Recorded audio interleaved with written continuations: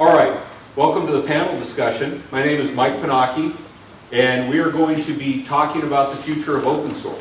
And so it's a pretty cool opportunity here because we've got a very distinguished panel of people up here, both from the commercial and from the open source community. And so the goal today is going to be talking about where we're at and where we see the open source going in the future from now. We don't have any slides or any predetermined questions. What we want to do is we started out at lunch just kind of doing a little level setting to see where we're all at on this subject. And we got the discussion going, and then we said, well, we really better stop and do that here where we're supposed to be doing it. So just to give you a quick background on me, and then I'm going to have each one of these gentlemen introduce themselves. I started about 12 years ago network troubleshooting. I went to a class at NetWorld Interop and saw somebody start capturing packets and showing how problems could be solved doing that. I quit my job. I moved down here to California. I spent 6 years traveling around the country troubleshooting problems. One of the more noteworthy things I got to work on is myself and 5 other people went to the Pentagon the week after the plane hit it and rebuilt the networks there. Had a chance to do some work on fixing those. I own my own company up in Seattle. I go out and teach people how to troubleshoot network problems, and we go out and troubleshoot problems for people. And so I use a very broad set of tools. I do training, development, and delivery for Fluke Networks. We use their line of products all the way to I have a great number of customers where we go out and install Wireshark and use Wireshark to fix the problem. So we try we don't sell any products. Our goal is to make sure that whatever product somebody's using, that they're successful with. And if you don't have a product, well, that's why we really are thankful for the work that Gerald started, because we can give somebody a product along with some of the other products out here. We can give people products to get them started. So, Scott, would you like to introduce yourself? Sure. I'm Scott Hugdahl. I'm from my own company right now. It's called BitCricket, bitcricket.com. You can check it out. I've been in the industry since 1991, doing a lot of the same things that Mike's doing as far as network analysis and troubleshooting. Done a lot of writing, wrote some columns for network computing, wrote a book called Network Analysis and Troubleshooting, the book. Started another company back in the mid-90s called Net3 Group, did some utilities for various analyzers out there that could do additional expert analysis and file conversion, that sort of thing. And I worked for a wild package for 7 years, so I got the commercial, a very heavy dose of the commercial side of things until about August of last year, and then I started BitCricket.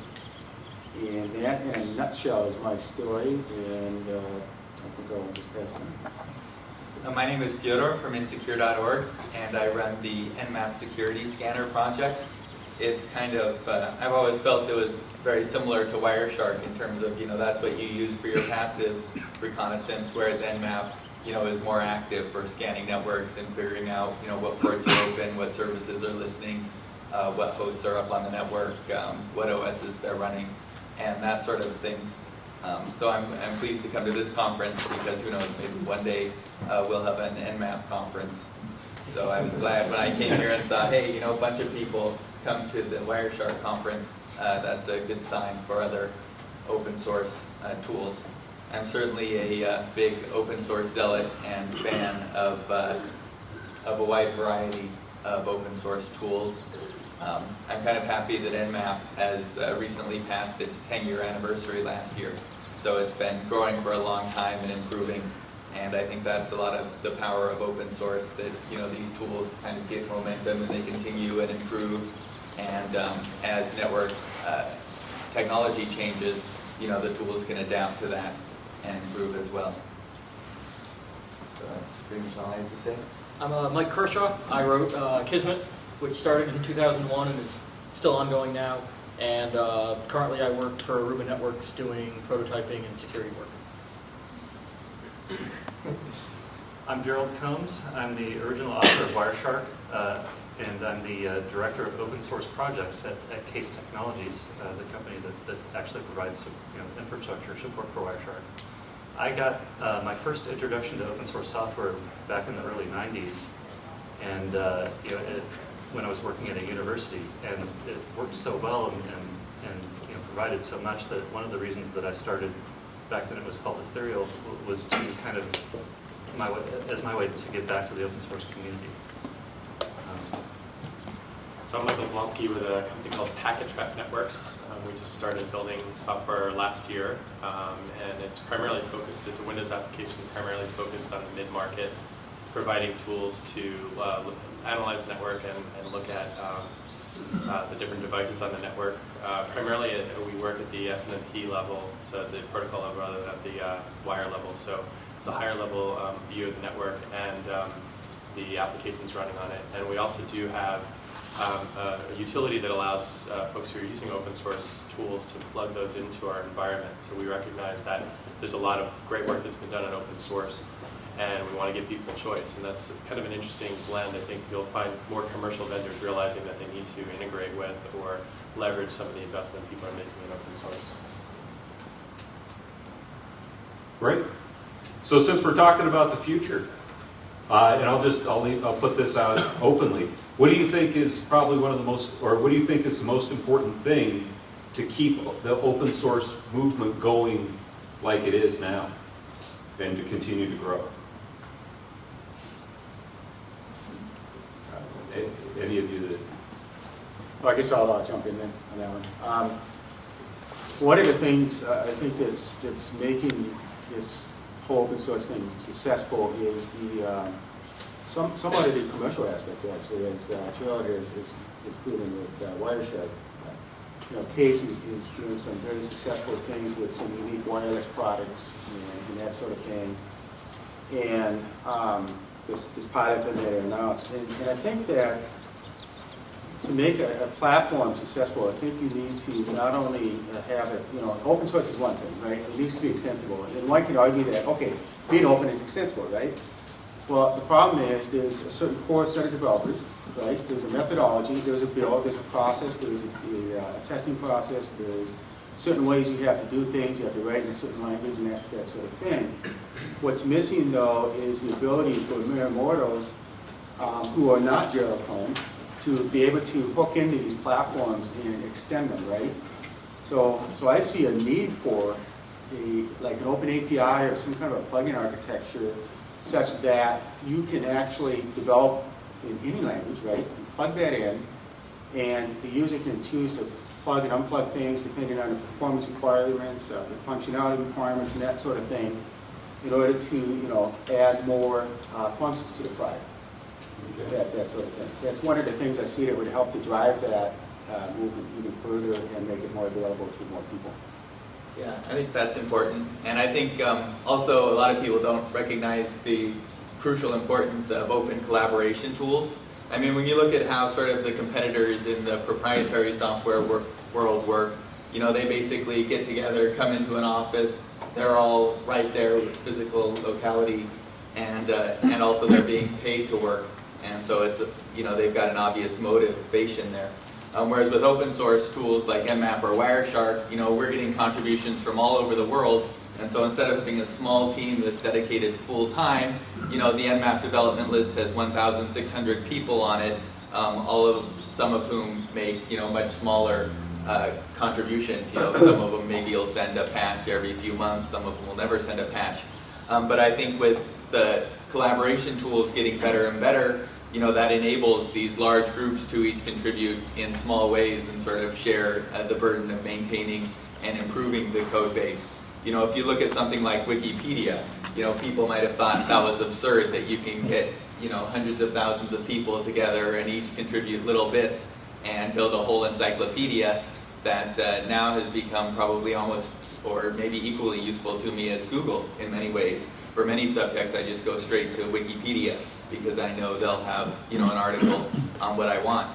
And in the same way, I think the source code collaboration tools and communication tools, things like wikis are very useful for open source projects as well, particularly in terms of improving the documentation, which has traditionally been considered a weak spot of many tools. We've all downloaded those tools where we thought, oh, this is going to be great, it's going to do just what we need.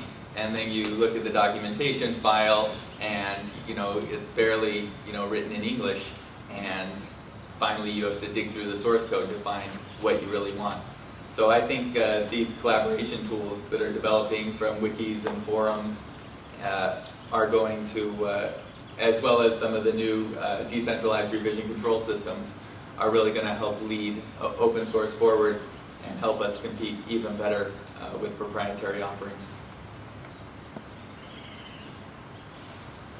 So, I wanted to echo actually Scott's comments about creating an API or an ability to extend open source. I think that's really critical, and I think it's just as critical for it to be outside in and inside out. So not only being able to expose your solution as something that can be extended with developers code, but also expose your solution as something that can be plugged into another environment, so providing a standard API that people can leverage in binary form, not necessarily at the source code level.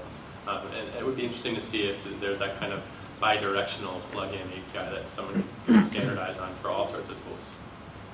So I guess, to that end, it becomes important that from a commercial side, the commercial developers make some of this information available so that should people on the open source side want to integrate, we've kind of focused on the integration of, products with the open source.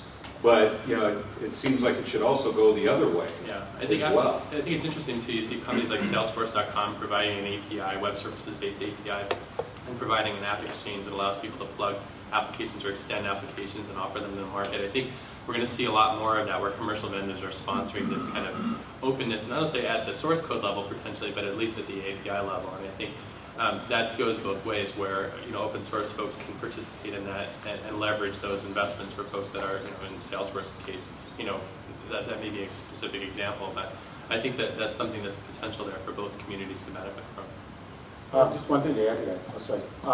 And I agree, it should go both ways. That's good. But another thing that we need to do as open source developers really is to do more of these sort of conferences and make the commercial developers aware of the fact that they need to get their head out of the sand. Because wouldn't it be cool, for example, if all the various analysis tools out there supported AirPCAP, for example, right?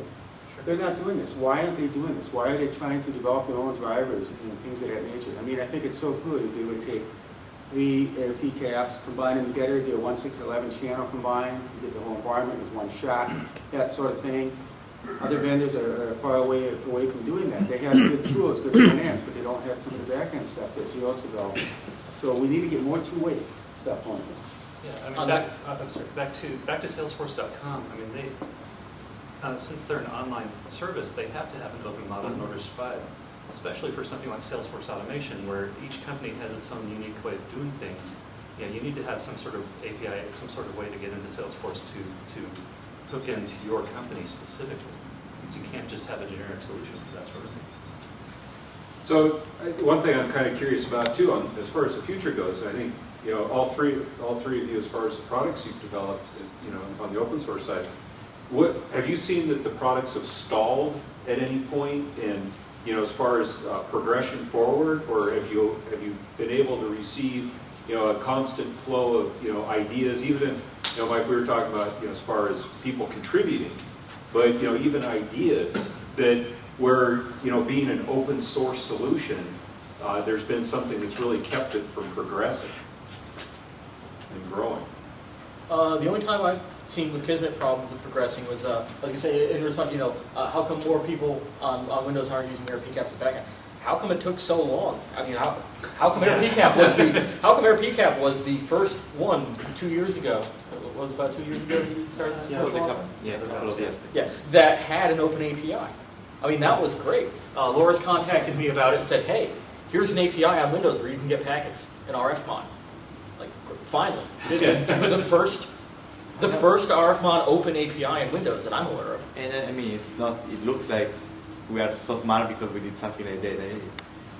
It was extremely natural. I mean, it was clearly, very basically covering a need. Yeah, I mean, it was a fairly obvious thing because, I mean, the Wireshark users list was getting a lot of requests for it, and it continued. Yes, I mean, that's one of the problems from the open source side. If if there isn't already the ability to provide an open source solution on that platform, if someone, I mean, if it's a commercial platform like Windows, where I believe it would be a true statement that you can't release the drivers open source since they use copyrighted Microsoft headers. Is that a fair statement? Kind of. You can release the source code. Well, you can. We pick up and release the source code. All right. Well, I'll stand corrected about that. But there is no problem. So yeah, let's say it's less straightforward, but Yeah. we did it with WinPickup, for example. Yes.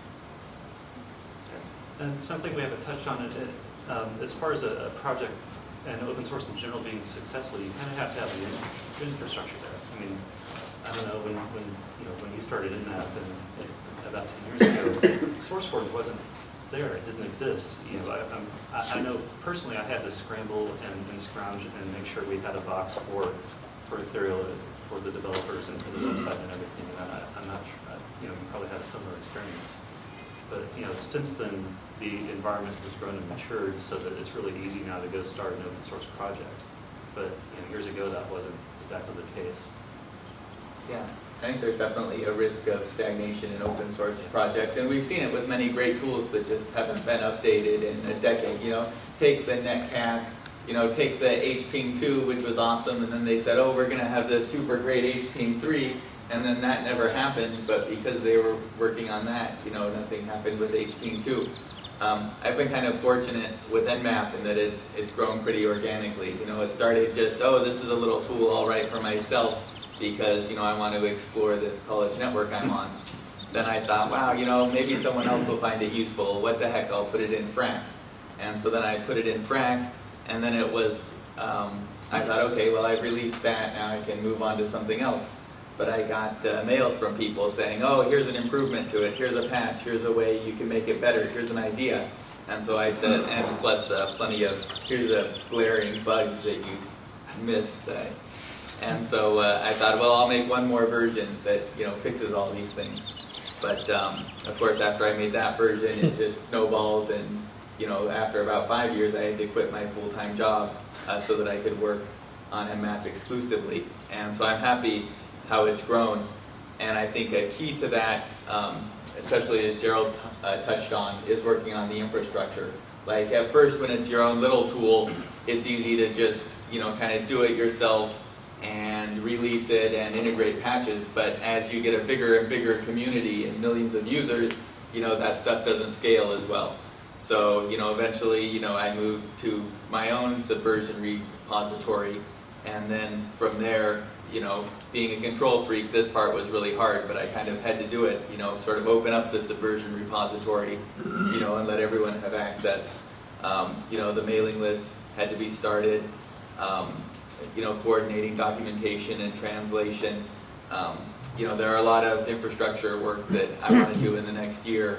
Like I was just talking about wikis, that's because, I really want to get an Nmap wiki out there and organized.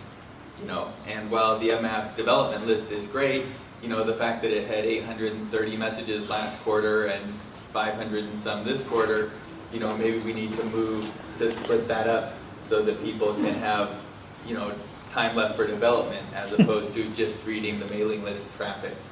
Well,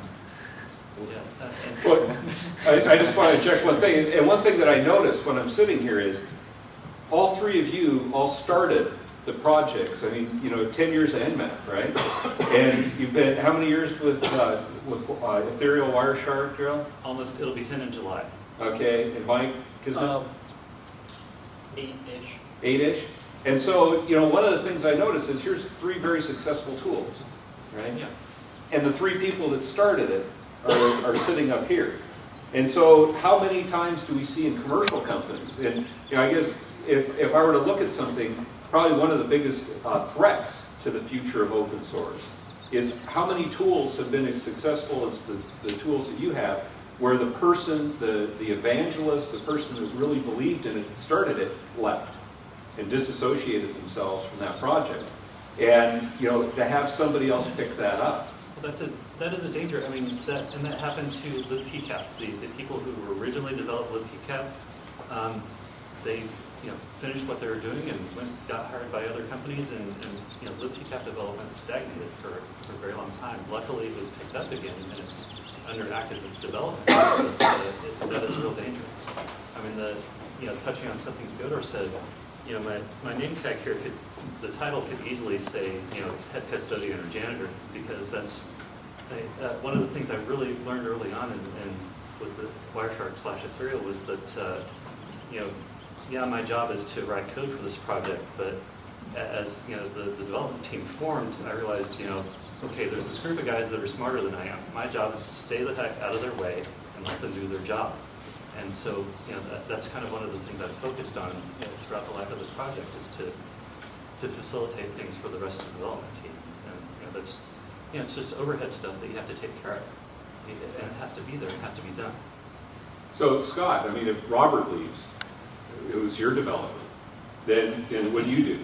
I mean, if you have somebody that's in charge, running the project, I guess that's one of the differences I see with a commercial, some of the more commercial ventures is you hire another programmer, you bring somebody else on. But there's typically some other group behind that that's pushing it on, be it stockholders, be it whatever. Whereas with a lot of the open source projects, we've really seen where it's more of an individual and their drive and desire to continue to move this forward with the help of many other people. So that said, I mean, I think it's kind of unique in the Valley here. You get startups where there really is a core focus of one or two engineers that are really driving the architecture, driving the development of a tool, proprietary or open source. So I think that same kind of feeling of ownership and wanting to see the thing through, I think that comes through. I think the difference is there's a shorter time window because there are investors in a commercial company that are expecting a return within 5 years. So there's a lot more pressure to get it done, and that's why some of those companies fall apart if they're not focused on delivering. And I think regardless whether it's commercial or open source, what people react to is functionality and quality, right? If the project provides the functionality you need and the quality you desire, you're going to buy it or you're going to use it. However, whether it costs money in terms of training or support, or whether it costs money in terms of a commercial license. I think that's really what people are looking for. And that's really what you're out to do, is give people an idea of what they can do with these tools, whether they're free or whether they're commercial. Giving them the ability to see what's happening on their network, giving them the ability to troubleshoot and find where the optimizations can be made. I think that's really the critical message that everyone should be working towards, is helping people improve their environments. I think as far as the stagnation, whatever, and the incentive, okay, how do you incentivize somebody to stay on for 10 years like you guys, right? And I think the excitement comes when you get that hockey stick curve, right? And all of a sudden this thing really takes off. And we're starting to see that with Wireshark, because to me, Wireshark was stalled for a while, in my opinion. It didn't, other than the decoders, like, otherwise, right? Lots of decoders, okay. Other than that, the product functionality was kind of lagging behind some of the commercial offerings. And when Gerald did this case thing, my first reaction, I think it was the same reaction a lot of us had, was, what's going on? Is this going to be a commercial product all of a sudden? They're going to shut down the open source and won't be accessible? And there's just sort of that fear, right? Well, that didn't happen. The opposite happened. Here's Gerald. He's got some commercial offerings at Hook End. Wireshark has taken off like a rocket, and it's added some incredible new functionality. It's generating new interest it hasn't seen before. And so it takes that type of thing to incentivize and get the developers into the next level. So one of the things I'm seeing on the analyzer side is we're starting to see where tools like Wireshark are being embedded, at least the decode engine is being embedded in other products. Is that good for this industry? I know that Nmap is included, or I mean, they incorporate that, don't they, into other products. So is that good or bad for the future of open source? Well, for Nmap at least, I really think it's worked out very well. Open source projects, of course, can embed Nmap in that for free. Nessus used to, and then they had to stop when they went proprietary. We recently let Metasploit do it for their new installer so that it can install all its dependencies, including Nmap, and really get you ready to go. For Nmap, we also have a program where commercial vendors can actually buy a license to embed it within their commercial products, similar to the dual licensing model used by MySQL and the like. And I think that model works very well because we're still keeping everything open source, And so it's not like we're saying you get a special version that's enhanced and stuff that the open source people don't get. It's just you get the same thing, and it allows us to keep it all. You know, if you're open source, you can use it. If you're proprietary, you can get a license to use it. And not only does that help fund Nmap development, but also lets it be expanded in new ways that, you know, Nmap normally wouldn't do. For example, there's a company named Opsware that is based in Sunnydale near here that uses it as part of their installer to say, hey, our host module works on Solaris machines, so we'll just do an OS scan first, and then we can tell the user, here's a list of machines that you might want to put our software on. You know, there's a company in Argentina called Core SDI that uses it as part of their exploitation framework. And the idea is, hey, you know, when you find a vulnerability and you send shellcode, you know, a lot of services won't restart. If you just crash them, you've totally blown your whole chances at rooting this box.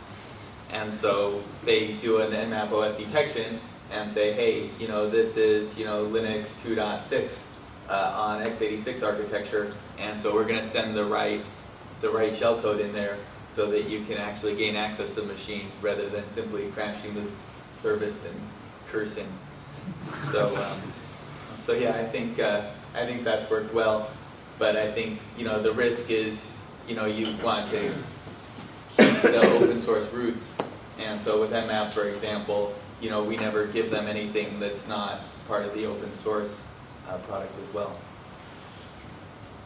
I think it's both good and bad. I'm going to try to play devil's advocate here. I think it's good in that it gives the vendors out there that depend on this to sort of drive that open source forward, right? Because their livelihood, in a way, depends on it, you know? And they can't afford to go out and develop that OS detection, you know, piece or whatever, that sort of thing. But it's bad in that, you know, what could happen, you know, like Sun Microsystems buys, you know, MySQL and that sort of thing. And it's also, I think, bad from the consumer perspective, because you look at a company like, anybody from Nixon, anyone? So here's a company that uses a lot of open source, right? The BSD-OS, and they use some snort with their IDS detection and that sort of thing.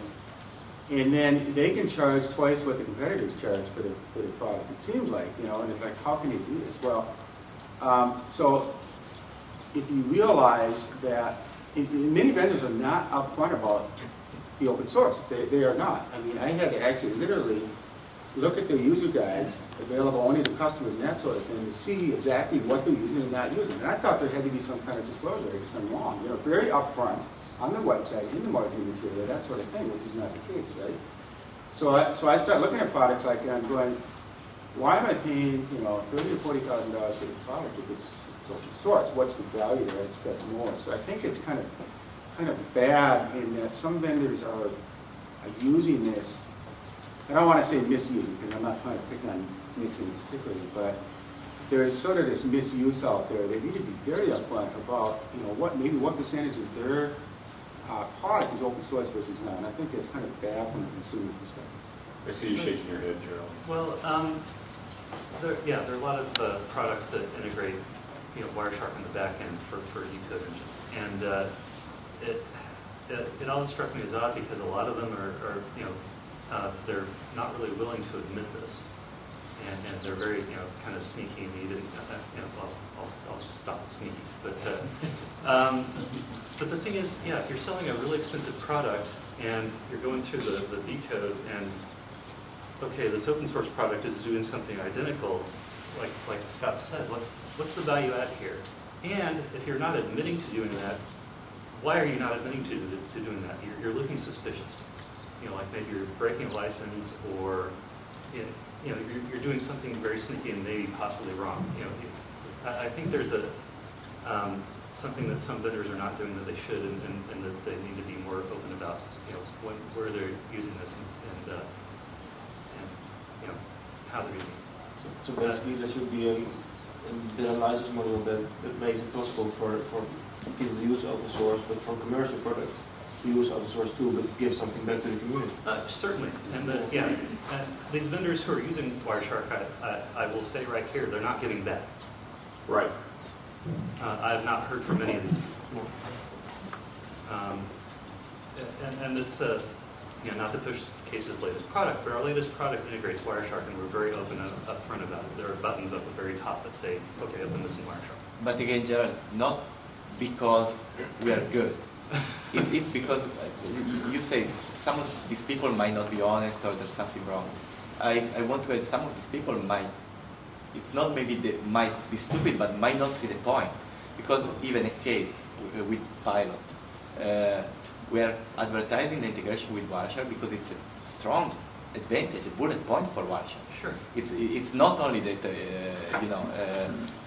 we don't want to hide it, but I think that since Wireshark is a strong brand, is positive, is very accepted by the community, then advertising that your tool works with Wireshark is an advantage for your tool, not a disadvantage. But I guess the kind of the point I'm trying to make is, if you're selling, if you're trying to make $1 million sale, your users are not stupid. If they see that something looks very similar to Wireshark, when they go ask you about that, you better have a good answer. Well, and so one of the things that we see, because I work with a lot of these analyzers all the time, so we see them referring to it as a third-party decode engine, right? And I have to say, there has not been a class that I've taught where somebody has been using an analyzer they paid for where they didn't know about Wireshark. And I talk to these analyzer companies, and I say, do you realize that people know that this is out there, and that some aspects you're competing with a tool that they can download for free? And so they've chosen to ignore some of that there is this other tool out there. And I wholeheartedly agree with, and as you're talking, Joe, I mean, really, instead they should get rid of the third party and just flat out say, hey, look, if you want to do Wireshark, because what I found through personal experience is that because Wireshark has been developed by primarily people that actually use it, not a developer that is off somewhere in a room that is reading a spec, that I will look at something and I'll see a TCP ACK, and then I'll look in Wireshark and I'll say TCP keep alive. And so the developers have added just a touch of intelligence, more than a touch, but they've added a certain amount of intelligence to why that's happening in there, and it makes those decodes, especially for someone that's starting, that much more useful. Now, I think, Michael, you guys have kind of taken a different approach, and you're right up front with. Yeah, I mean, we actually don't integrate any open source right now, but I agree. I think there should be integrity. I think commercial companies that integrate open source should be upfront about it. They should contribute back to the project, whether it's through source code or it's through dollar contributions to keep the projects moving forward. But I think that it's interesting, too. You see open source right now is being used very often as a marketing mantra. And you see some commercial companies that will open a portion of their code, maybe a subset of their code, and call it an open source project. However, if you look at the licensing agreements required to contribute any code, no one in their right mind would bother filling out one of these forms. So it's pretty transparent to someone who's going to dig into the details. But there is that kind of mixed blessing where open source is got a in vogue status right now in the market. So I think maybe we'll see more companies owning up to using open source products because maybe they can leverage the good marketing spin, if you will. But hopefully they'll also contribute back as part of that agreement. And I think for our purposes, we think that again, consumers should have choice. You guys, when you're doing your analysis, should have choice. If you want to take the best protocol analyzer and take the best web viewer for your traffic, plug them into an environment that you can create. Create kind of a hybrid model, if you will, of the tools that you like. And I think that's really our approach. Is we're going to try to build the best commercial, tools, and we're going to acknowledge the fact that you're going to want choice as well. You had a question? Yeah, I just think it's maybe interesting to examine why there might be, reluctance on the part of the commercial buyers to either acknowledge or for some reason make kind of an irrational decision about what they buy or use. And in addressing, maybe it's lack of knowledge, and that's the role that the salespeople and marketing people fill in the commercial vendors that are sort of piggybacking. But I think it doesn't take more than a blog post or two to really hammer some shame on those kind of vendors. And it might be something that's really necessary to do. I'd kind of like to hear. I think part of it, I think part of it's sort of the difference between a vendor that is leveraging open source and providing a value add on top of it. Where it's like, here's our really nice front end, and here's the really nice decoder that's open source that it works with, compared with, here's our product, let's sell it to as many people as we can. And they're just saving themselves work, not trying to, they're only using open source because it saved someone a year of engineering time on a rushed product. Which may not be the case. I mean, I'm making a big generalization again as well, but it's sort of the difference there. So the companies that are trying to leverage open source as open source will come forward and, this is great, we integrate with these open source tools. Yeah, Here's sure. how you integrate with our product versus, But the problematic ones are the ones who are sort of under the covers doing things. And it's not unique to, I mean, this is across the board on open source projects that are popular. There are all kinds of free riders, I would call them. Yeah, And I think that's something should be, I think really something should be tried to be done about that. There are a couple of sites whose names all escape me at the moment that are devoted to sort of the name and shame. Yeah, of yeah. the GPLviolations.org, for example. Those are the guys who did IP tables originally, Yeah. and so they have copyrighted code in the Linux kernel. And so basically all these, wireless access point vendors and others, which sometimes have turned out to be big companies that ship Linux in their product without complying with the GPL, they've done a good job of shaming and even in some cases suing to get those violations rectified.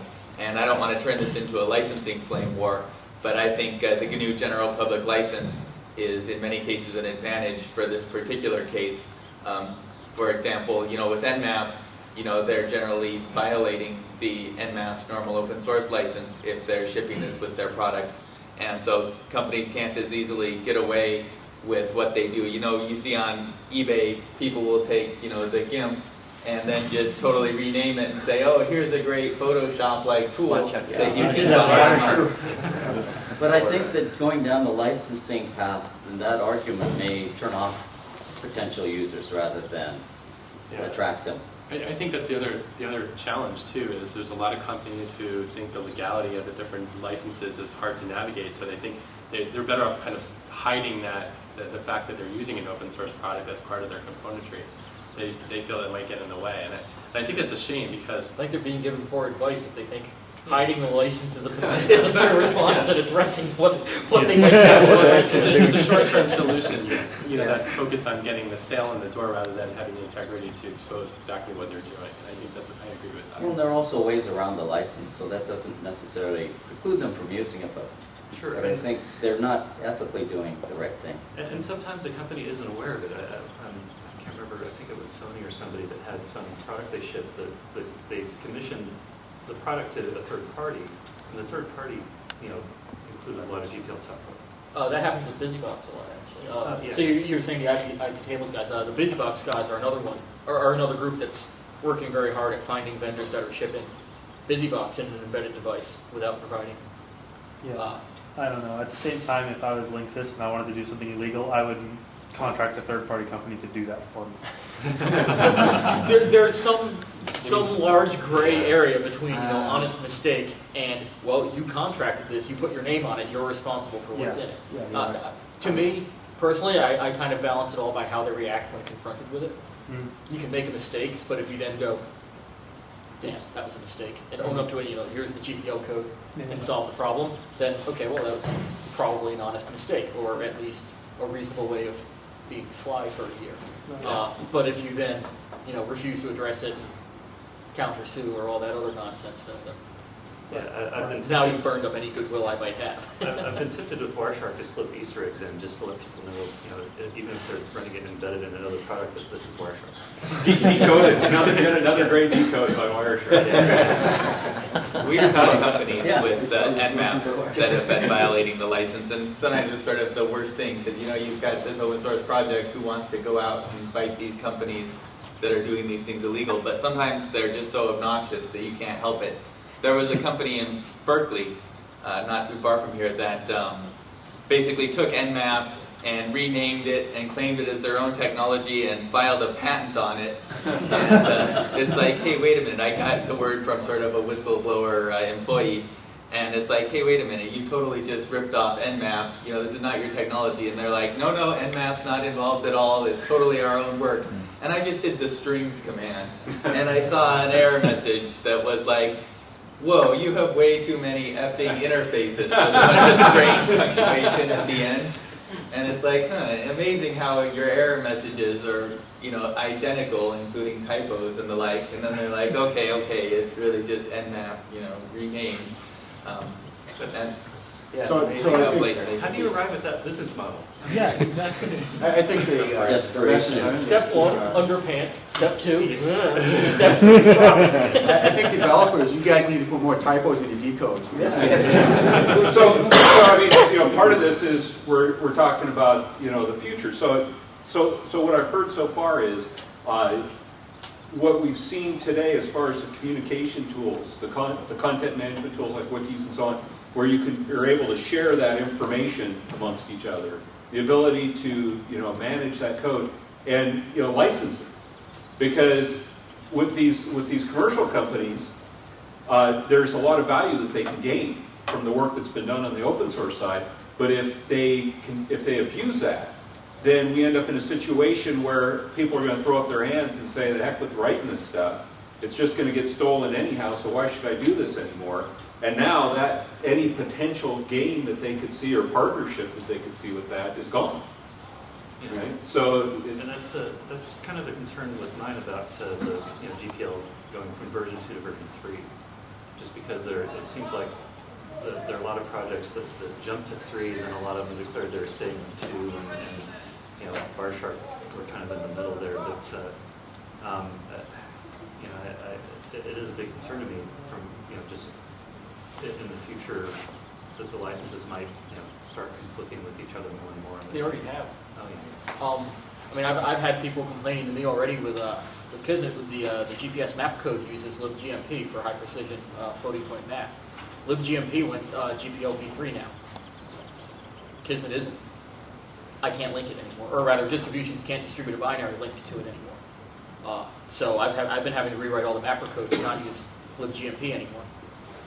That or track down, you know, every person who's ever contributed a patch and get confirmation to move forward with the license. Yeah, and for And some, it's even yeah. worse for you if you were, Oh, yeah, unless you started already doing copyright attribution for any patches. You can't move to a new license without getting the permission of everyone who submitted a patch. Well, Yeah, I think actually the header of the files actually say GPL version 2 or later. Yeah. So it's not a big deal at that point. Yeah, yeah. If we wanted to declare that we were GPL 3 at any time, we could do that. But at that point, you can't fall back. And the reason we haven't moved forward is because when that prospect came up, there were a lot of developers who said, you know, when I contributed the code, it was you know, with the understanding that it was as GPL version 2. And so, you know, this is still a kind of a gray area that we have to probably address at some point. But There's also issues with, just let me get this one bit up. There's also issues with GPL v3 and some regulations, like FCC.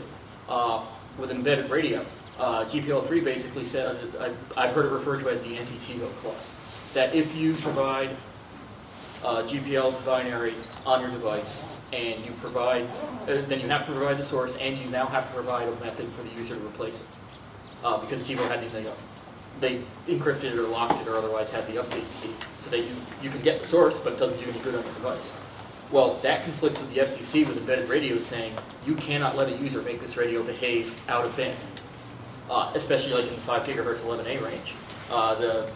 Some of the band usage is directly reliant on you must obey DFS and DFS2, which is, you know, that looked like a radar pulse for 4 milliseconds. I have to get off this channel. As soon as embedded stuff starts going GPL 3, we may be screwed out of open source on embedded platforms like that. Because some cell phone manufacturers have gotten around it by saying, you know, okay, here's Linux on a cell phone. Here is how you update it. However, if you do that, it will no longer be a cell phone.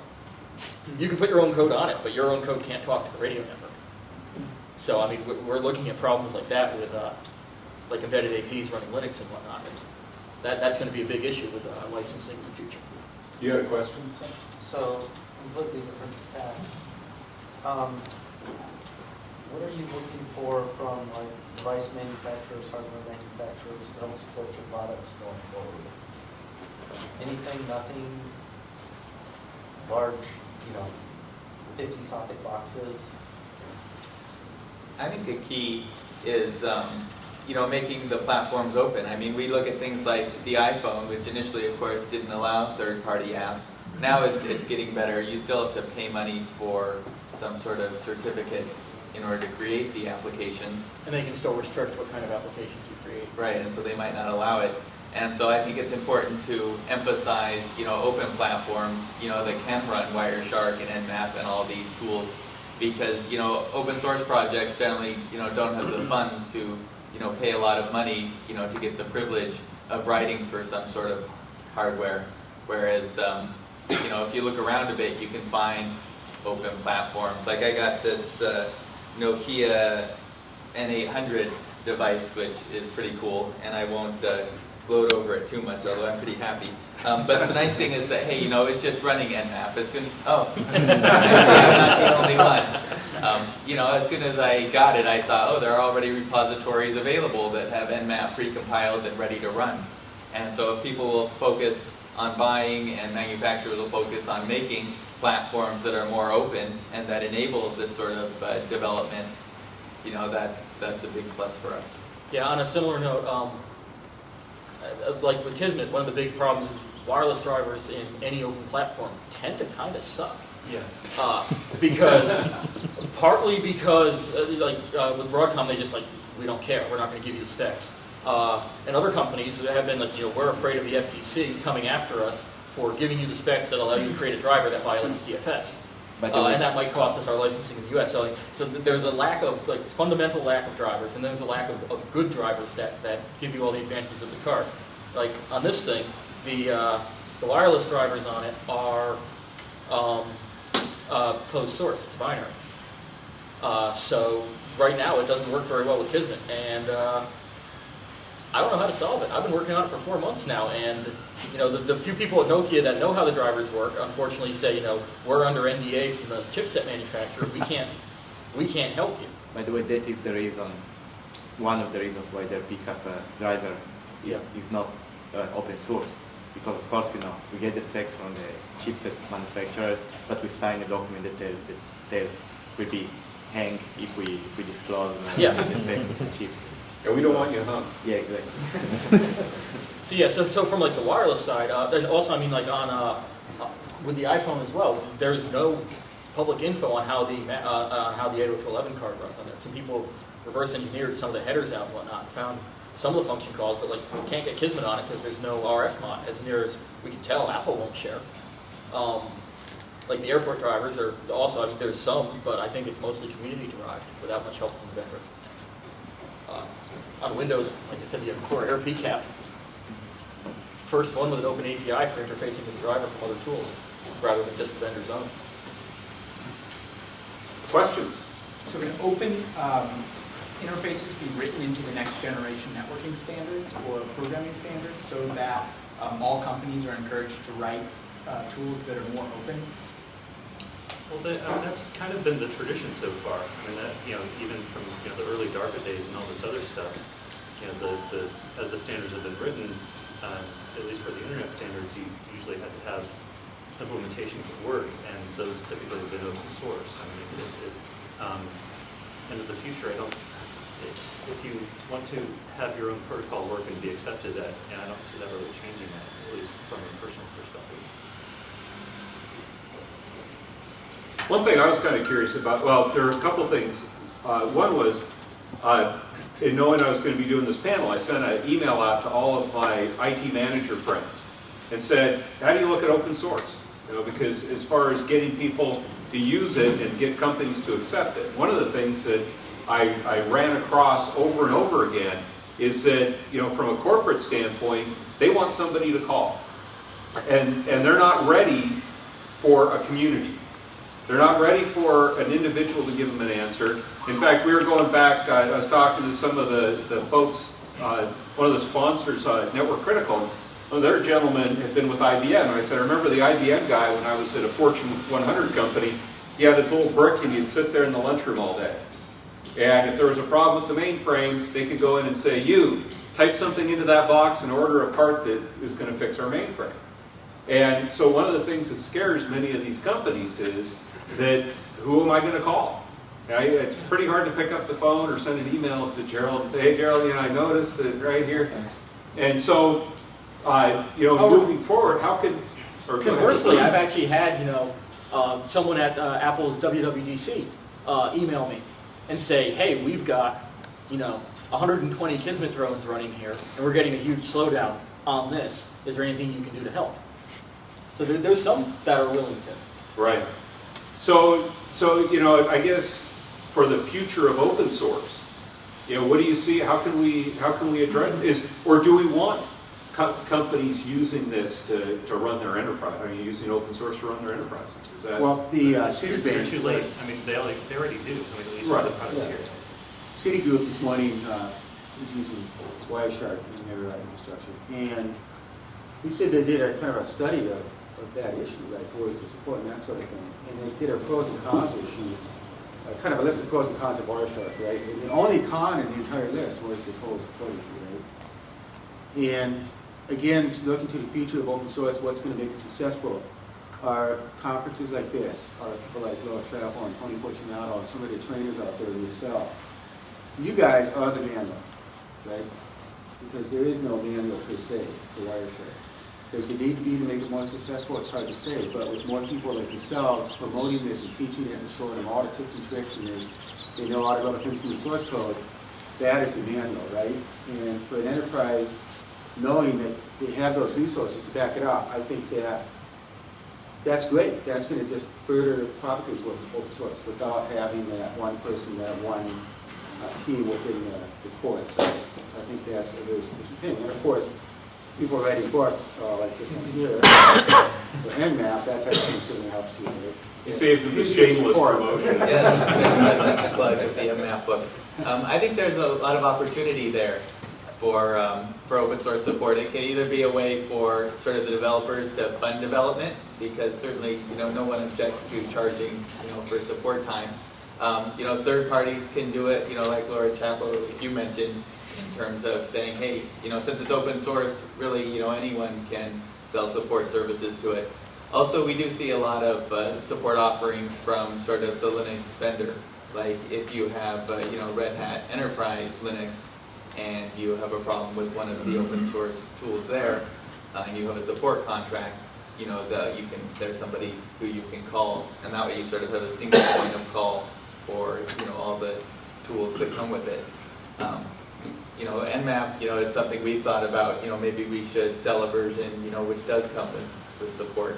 We don't do that currently, but I think there's an opportunity there, and I think there's no inherent reason why the open source tool support can't be done in the same way as the proprietary tool support. In some ways, maybe we see less of it offered because maybe there's less demand, because a lot of the people using the open source tools, one of the reasons they like is that it's free, and in general you can get free support. For example, for the Nmap, if you have any problem, you're welcome to mail the Nmap dev list, which, like I said, has 1,600 people on it, and if you do a decent question or it looks like a real bug, we'll work on it. You don't even have to pay for that support. But if you ask why the terminal window popped up and went away, then we'll just laugh at you. That's the downside to free support. Well, you see companies like Oracle, though, legitimizing open source efforts and putting their hat in the ring and saying, we're going to offer full support for Linux, and trying to legitimize it in the corporate world. I think part of it is indemnification, providing some sort of legal entity that they can sue if they have a problem, and then part of it is providing that support that they need, that safety blanket that large corporations need. So it'd be interesting to see if you guys can hook up with a larger vendor, if you will, that will offer support, or maybe subcontract support if you guys don't want to offer it yourself. That'd be probably an interesting way to do it. Well, Case started doing that, right, Joe? Yes. I mean, there's support offerings. Yeah, we offer enterprise support for Wireshark. Is it used a lot? Is it used by many companies? Well, I won't give any actual numbers, but no.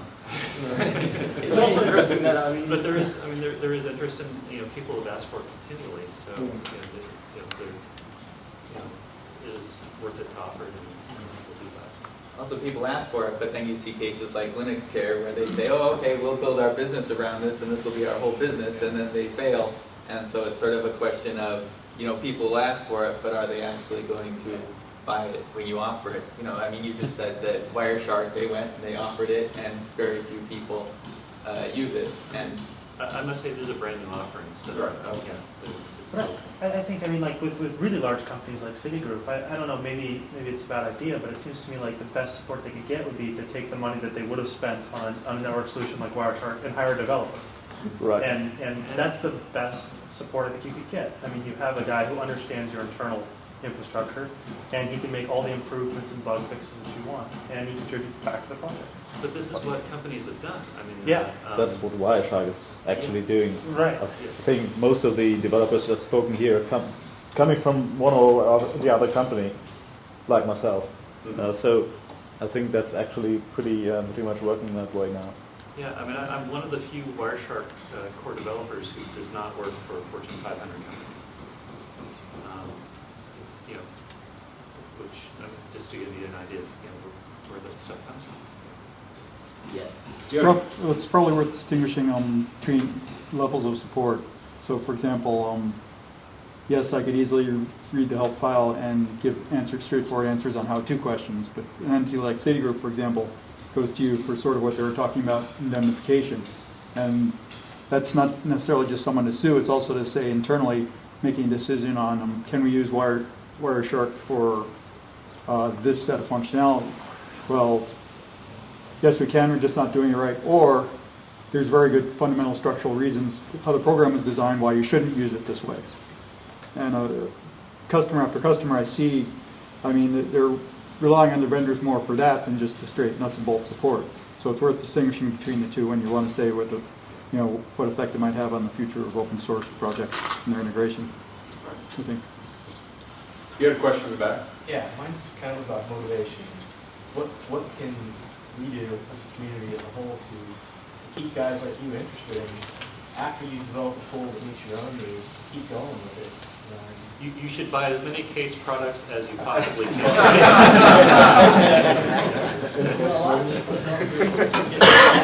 And there's a lot of good stuff out there.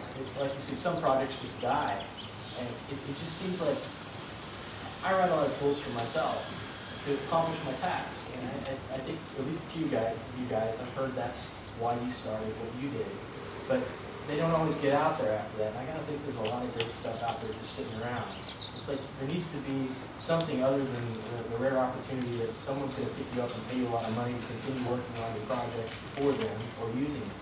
It seems like there could be something out there. That's a great question, and it certainly is worth looking at sort of how people can contribute back and what can motivate developers.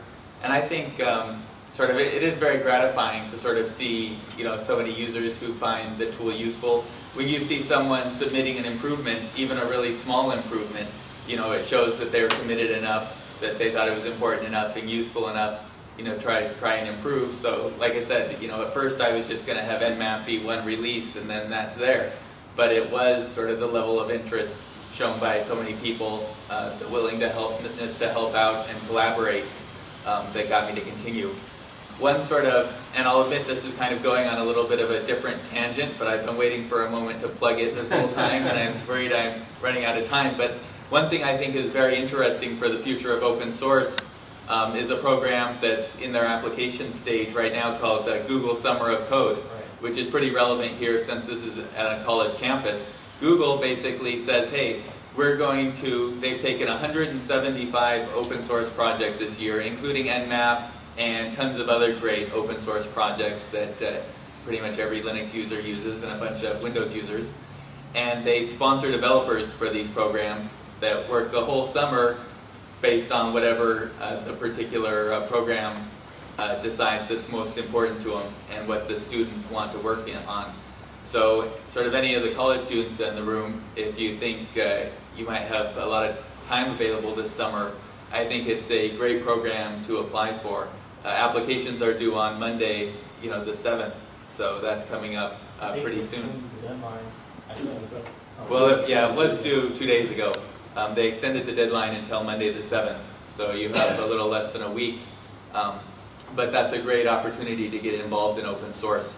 For NMAP, we've had a total of 25 students over the last 3 years work full-time for the summer and add a bunch of really great features. There was a guy in China who did this, helped with the second generation OS detection system. There was a guy in Brazil who did this new ZenMap front end that's now integrated into NMAP. A bunch of important features have been done, and I think the fact that Google will probably spend $10 million this summer just hiring developers to work on open source helps bring open source projects forward a whole lot, and I think it's a great opportunity for the college students as well to sort of learn about open source development, get their feet wet, get paid for something other than flipping burgers or lifeguarding over the summer or whatever. So I just wanted to mention that I think that's a great program that's worth looking into for people who are interested in. You're also promoting to do that on a smaller scale. Sorry, what did you say? I see that also as a promotion to do that on a smaller scale. Google does it like on a big scale, that every top company can hire for the summer like one student to work on a certain feature. Yeah, great point. There's a problem in this, how it's called, a bounty stuff of work, where you said, oh, I will spend $500 to get that feature. There's a problem with it because you might get dismotivating other people not getting any money for the stuff they are working upon. So it has both sides of the thing at that point. You must be really a bit concerned about your other developers then, if you're doing such work, Yeah, such stuff. injecting money on an open source project can often be really problematic because, like you said, some people might not consider it so fair. But the nice thing about the Google project is that it's it's very unbiased, it's very open. The requirements are sort of laid out there, and so people feel like it sort of gives all college students an equal shot. And yeah, I guess non-college students might feel a little bit gypped, but I think most people can sort of understand the value of scholarship type applications. You can get involved as a non-college student by creating a project, so it's worthy of being accepted. So you're not cut out. I mean, if you want to be a sponsor for a project, you just have to come up with an idea that's good enough to make it into Google code. So from what I understand, I work with people on it. We're participating again this year. Okay. It's a great thing. I was hoping you mentioned it. I didn't want people to do it. Yes. But you're not left out. If you want to do something, you can make it happen. So I guess to keep open source moving forward, improve communications, ensure that companies that are using it give recognition, at the very least, to the products that they're using, to ensure that the people that worked on that. It seems as though encouraging people to go out and continue to develop these, advertising in one way, whether it's just making sure people know about these tools. There's a little open source tool called iPerf for doing throughput measurement that we use day in and day out as a part of our business. There hasn't been a single group I've ever gone to talk to where I've said, hey, are you using iPerf just to measure what your end-to-end throughput is on your network? And they say, I've never even heard of iPerf. And so, trying to get that information out as far as what are these good tools and why should I be using those in there. And then, yesterday when Vint was talking about standardization and, what's been done with the, whole IETF and RFC process, for what you're talking about, Scott, as far as integration, creating some sort of, maybe we're at a point where creating some sort of standards so that we can integrate some of these products together, and that everybody has something to work off of where there's a common interface, right? And really, that's all TCP/IP, Ethernet, and everything else is. It's just a common interface that we can all work on. Now, one more huge opportunity. You wouldn't know it from this room hardly, but there's a whole other gender out there that could potentially be involved in open source development. And if we can figure out how to get them interested and involved and volunteering more, that'll be a huge benefit and could potentially double. I mean, Nmap, we take a survey every year, and we've managed to double our female participation, but from like 0.75% to 1 point something percent. And so we haven't figured out how to do it yet, but I think that potential is there if we can figure out how to interest and encourage more women to participate. That's a great idea. So any final questions? Okay. Just to revisit this licensing thing, we're working with a supplier that uses it. They're not totally frank about using Wireshark, but I mean they do admit it. But I mean I would like someone other than that supplier to tell me that they're legitimately using the code. Maybe instead of having a Hall of Fame, have a an open source seal of approval, some site that says that these companies are legitimately using the open source tool in no harmful way. And then we turn it into a positive thing where suppliers might want to have that.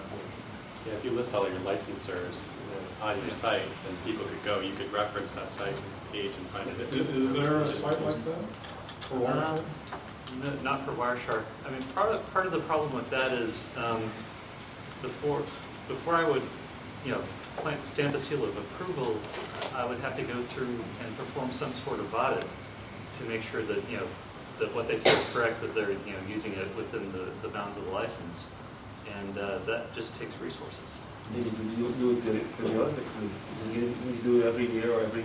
Yeah, and that's the thing. Every time they come out with a new release, you have to re-verify. So then that ends up putting the onus on you, and you're having to do the work, Joe, instead of the company that's taking advantage of all the work that's been done. So we haven't been able to cost you money. Basically. We haven't even been able to get them to tell us what release they're using and what their strategy is to incorporate new releases. So it's an area of caution for us. I mean, we might not adopt the product. Well, that kind of goes back to what I was saying, that if you're, you said that they're open about using it, but they're not open enough according to you. Yes. Well, one thing that I want to mention, how to encourage open source development, would simply be not only send complaints to the mailing list that everything is not working. Because the only thing you see on the mailing list is, this is not working, that is not working, that's too slow, that's whatever, and this, I don't know how to use it. Well, sometimes maybe it's a good idea to send some mails. I actually did a customer job really good because something like that worked pretty well, and give some encouraging words to the developers and to the list. Not only complaints that something's not working. Yeah. So, Gerald, do you feel pretty good at the end of these 3 days about? I know that you've gotten a lot of feedback over the years with Wireshark, but after seeing all these folks, does this feel good to see? Oh yeah, I'd be happier if I weren't so exhausted, but yeah. Well, and I guess where I'm going with that is, this particular conference is focused on Wireshark, but as far as open source as a whole, in the network management arena, I don't see, I'm in that space, and we don't see any conferences or anything. And what's sad for me, I've been involved in interop for 12 years now, and it's not so interop as it used to be, right? I was looking at some diagrams of the network in '94, and we had token ring, FIDI, Ethernet, and ATM running out to every cabinet on the show floor. And so right now, there's gigabit Ethernet running out. And so, we've kind of narrowed it down. So, having something where not only do we see each one of the tools, but how do I, if I'm solving a problem, how do I use Kismet, Nmap, Wireshark, whatever you're going to come up with, Scott, and Packet-Trap, how do I see where I can use those tools together? Because really, any person going out and solving problems isn't going to solve them with any one, in most cases, any one tool. Well, one thing I should mention is I have a blog, and I started doing some blogging on Wireshark and the benefits and that sort of thing for the positive things, right? case studies, that sort of thing. Yeah. I did one called Put a Shark in the Tank, and it's all about how to use that tool to complement your existing tools. Because so many competitors, again, they have their head in the sand, they view that as being a very competitive tool, and yet it's really a complementary tool to what they're doing. And it can, you get a synergy, you get more than twice out of it when you put Wireshark plus something else. And I would encourage all of you that have blogs out there to write more about success stories, about your customers, and about how you have used that tool. Okay, so I'm going to go ahead and call, we're done. I want to make sure that people are going to a different session, have time to do that. I would ask that you fill out the evaluation forms. Those are very important. You can drop them off in the back. You know, all 5 of these gentlemen are going to, I'm sure will be here for a few minutes. If you have any questions, please feel free to come up and ask. Yep, the next session starts